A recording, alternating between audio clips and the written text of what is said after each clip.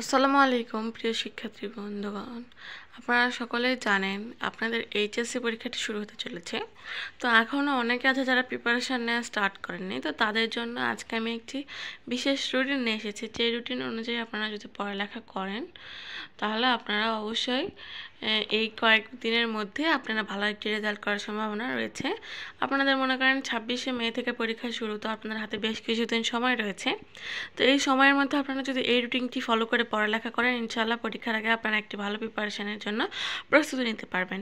তো চলুন শুরু করা যায়, রুটিনটা আমরা দেখে নিই। তো আমি এখানে পুরো প্রথম থেকে শেষ পর্যন্ত সব কিছু ডিটেলসে লিখে দিয়েছি, যেহেতু আমাদের জীবনে এখন ফোনটাও ইম্পর্টেন্ট। আপনারা ফোন ছাড়া এখনকার শিক্ষার্থীরা খুব একটা ওইভাবে পড়ার এনার্জিও পাবে না, তাই জন্য আমি একটি সুন্দর রুটিন করে দিয়েছি।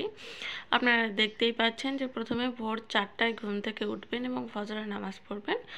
তারপরে ইসলাম মতে আমাদের অবশ্যই পরীক্ষার রেজাল্ট বা যে কোনো ভালো কাজের আগে অবশ্যই আল্লাহকে স্মরণ করা উচিত। এই জন্য আমি এখানে নামাজ এবং কোরআন পড়ার বিষয়টাকে অ্যাড করে দিয়েছি। আপনারা ভোর 4টায় ঘুম থেকে উঠে ফজরের নামাজটা পড়বেন। 4:45 থেকে 5টা পর্যন্ত আপনারা কোরআন পড়বেন। আপনারা ভোর 4টার জায়গায় 4:30টার দিকে উঠতে পারেন, উঠে সেই সময় নামাজটা পড়ার পর কোরআন শরীফটা নিয়ে এসে 15 মিনিট বা 20 মিনিট কোরআনটাকে একটু পড়ে নেবেন।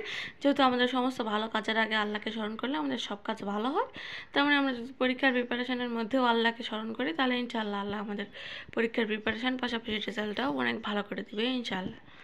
তারপরে আপনারা আপনাদের মেন কোরআন পড়ার পর আপনারা আপনাদের মেন যে পড়ালেখার রুটিনে সেটাতে ফেরত আসবেন। যেহেতু সায়েন্স নিয়ে আমি আজকে কথা বলবো, সায়েন্সদের জন্য, তো আপনার ভোর 5টা থেকে 6:30 পর্যন্ত আপনারা পদার্থবিজ্ঞানটাকে পড়বেন। কারণ যেহেতু পদার্থবিজ্ঞান আমাদের কঠিন এবং প্রথম পত্র, দ্বিতীয় পত্র, দুই পত্র উভয় রয়েছে, এই জন্য সকাল 5টা থেকে 6:30 পর্যন্ত। যেহেতু ভোরের দিকে আমাদের একটু বেশি মনে থাকে, এই জন্য এই কঠিন সাবজেক্টটা ভোরের দিকে আমি দিয়েছি।